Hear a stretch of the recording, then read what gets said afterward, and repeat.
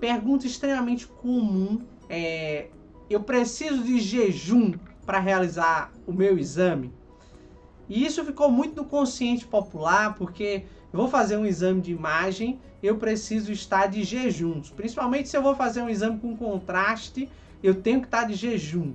Isso já não é verdade mais. Isso é muito legal da medicina, porque por uma ciência dinâmica que vai se observando e questionando as práticas, ela transformou esse conceito. E hoje você pode ficar muito mais tranquilo de que o jejum não é obrigatório para todos os tipos de exame. Agora, antes de eu lhe explicar isso, eu quero que você entenda por que veio esse conceito lá atrás do jejum. Que principalmente na tomografia, que usa contraste iodado iônico, lá no passado eles utilizavam a modalidade de contraste hiperosmolar, tá? E esse contraste, ele induzia mais as sensações de náusea e vômito. E qual era a preocupação da equipe médica daquela época?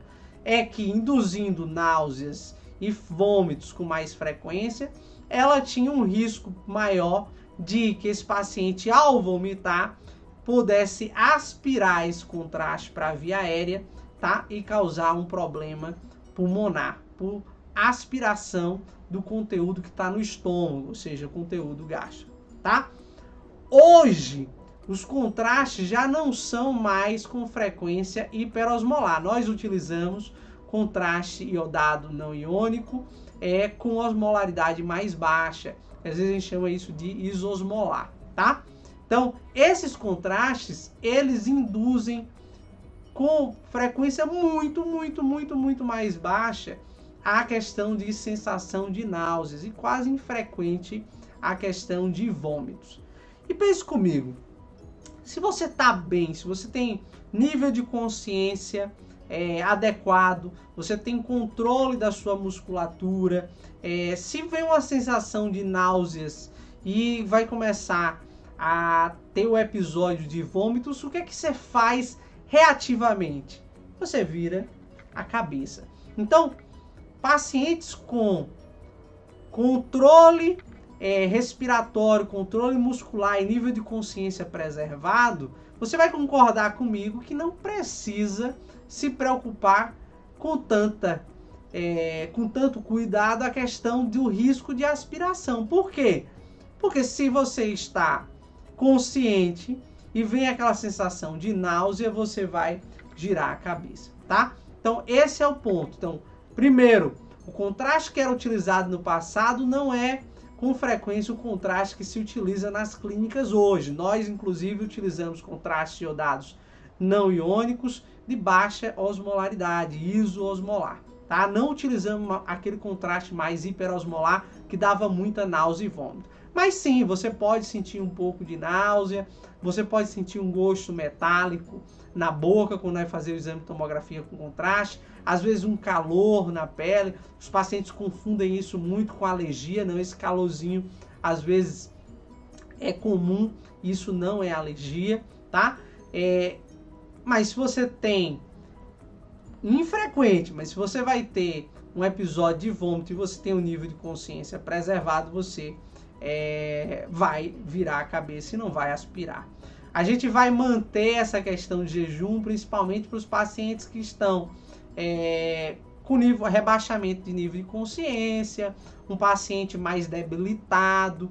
Então, às vezes, vai preocupar com isso mais nesses pacientes do que você que está vindo fazer um exame de ressonância de crânio com contraste. Não tem necessidade de jejum, tá? Então, regra geral, o jejum já não é mais obrigatório, tá?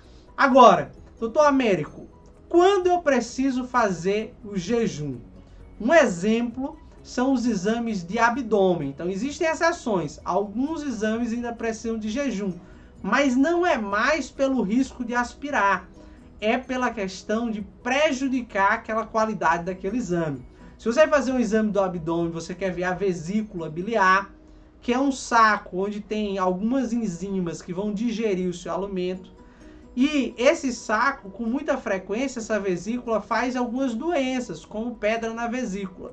Para que isso seja visualizado de forma adequada, precisa de jejum, para que deixe esse saco bem cheio para poder ser avaliado no exame de imagem.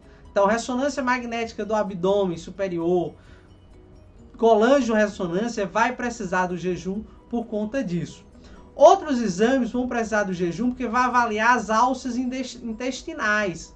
Então, você vai estar fazendo um protocolo para um câncer de cólon, ou você está avaliando endometriose profunda. Então, precisa do jejum porque os dejetos fecais dentro das alças podem causar artefatos, podem prejudicar a avaliação da imagem.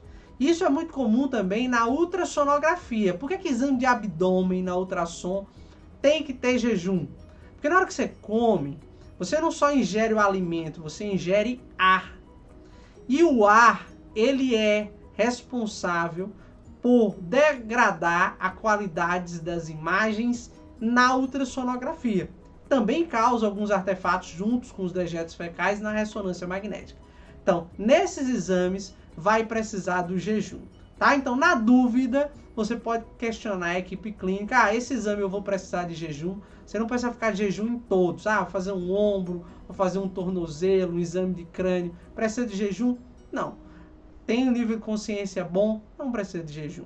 Agora, se você vai fazer um exame de abdômen, vai precisar de jejum. Então, consulta a equipe, mas fique tranquilo, hoje, na grande maioria dos exames, não necessita mais de jejum. Uma ressalva aqui importante. Se você vai fazer qualquer exame que vai precisar de sedação, você vai ter que ter um acompanhamento anestésico, porque você tem claustrofobia, por exemplo, na ressonância magnética, vai precisar de jejum, mas não é por causa do exame. Então, você vai fazer uma ressonância de crânio, precisa do jejum? Não. Vai fazer uma ressonância de crânio com sedação, precisa de jejum? Sim, porque você vai fazer a sedação anestésica. E aí as equipes de anestesia vão recomendar 6 a 8 horas de jejum, e isso você pode esclarecer durante o agendamento. Maravilha? Qualquer dúvida, entre em contato com nossa equipe nos diversos canais de comunicação, que estaremos à disposição para ajudá-lo. Maravilha? Meu nome é Américo Mota, fazendo simplesmente o que amo.